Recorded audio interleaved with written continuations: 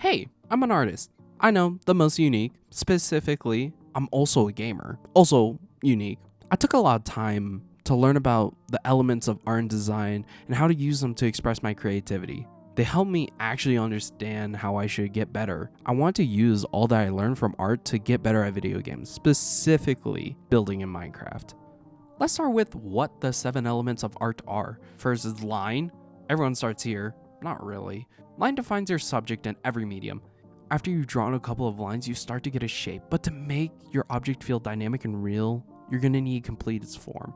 To ground it in a scene or composition, you're going to need to give it space by creating stuff around it. Make it feel like it's there. But maybe you're sick of making bland lines and start to give it color. With a million different ways to match them together, you start to make your art pop. But sometimes you look at your colors and think, I see I've colored in mush. So you add value. By looking at your art in grayscale, you might be able to see that you've picked colors that are too close together in luminosity. And then you start to think, there we go.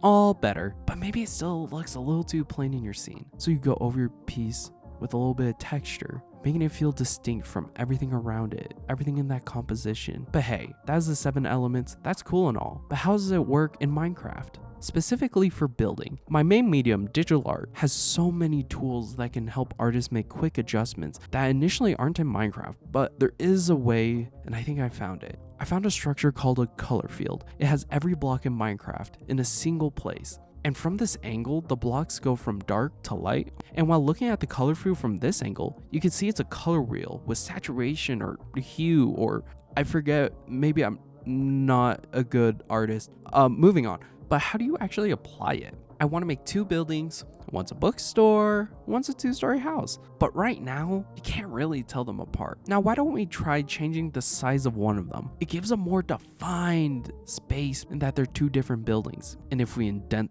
the left building and pop out some of the right, give them a roof, now it kind of actually looks interesting. But I want to add complementary colors, and so they look nice together. With these new flat colors, the shape that we work so hard on making is hard to see now. So I add really distinct lines to accent and define the complex shapes. For the final step, we can give it nice values and textures by looking at the color field and just selecting blocks that add more dynamic values and more interesting textures. Even accentuate more of the space by adding trees and lampposts in front of it. I thought this ended up pretty nice. And doing this really taught me, and hopefully you, how the 7 elements of art can be implemented to many other mediums and anything you can think of. I hope this helped. Thanks for watching.